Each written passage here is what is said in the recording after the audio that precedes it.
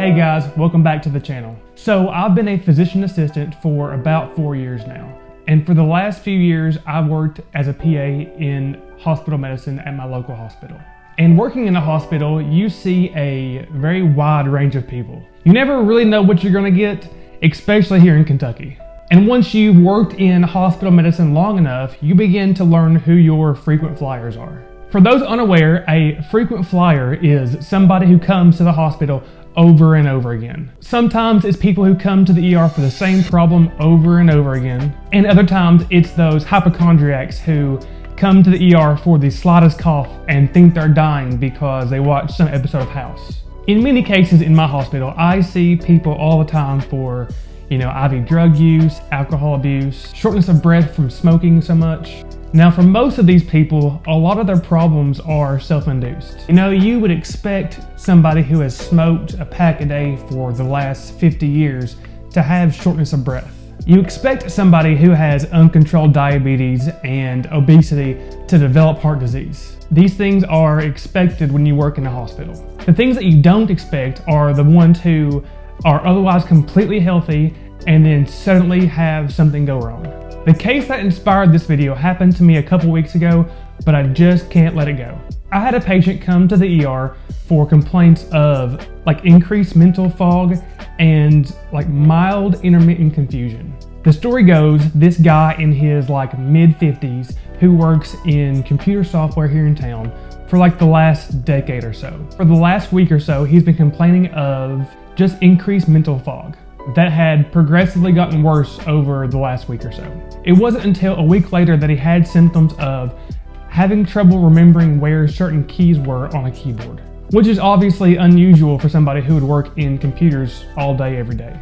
And so, getting more concerned, he comes to the ER to get checked out. This man otherwise had zero medical history. He was super active, he worked out and ran every single day, he didn't smoke, he rarely drank. The only medication he takes every day is a multivitamin. Essentially the picture of health.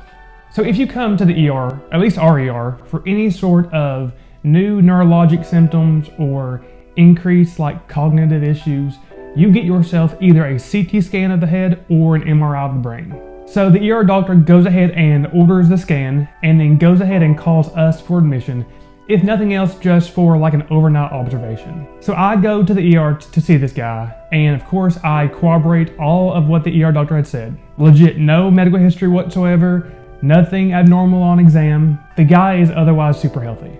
So several minutes go by and we get the results of that scan, and it shows why this guy is having all these symptoms. The scan showed a large mass in his brain concerning for metastatic cancer. And the mass is so big that it's actually compressing parts of the brain against the inside of the skull. So I inform my supervising physician of what I found on the scan, and he agrees that we can go together to tell this guy what we found. Because up till that point, I'd never had to deliver that kind of news to somebody before. So the patient and his wife are in the room together, and we tell them both exactly what we found on the scan. That there is this mass in his head concerning for cancer, and that the plan for that night and the next morning would be to scan the rest of his body to make sure it's not spread somewhere else, and to also contact neurosurgery and the oncology doctor because this tumor looks like cancer. I say it looks like cancer because we can't really say it's cancer unless we biopsy it and see what it is. But a lot of times the radiologists can look at a scan and can sometimes tell if something looks cancerous or not. And in this case it did. So of course right away the wife becomes this sobbing mess, which rightfully so. But it was the patient's reaction that kind of stuck with me. He was super calm about the whole thing, even cracking jokes through the entire conversation. I don't know if just the gravity of the situation just didn't sit in with him right then and there, or if he just accepted his fate, basically. The next morning, they ended up getting him transferred to a bigger hospital. After that, I'm not really sure what happened with him.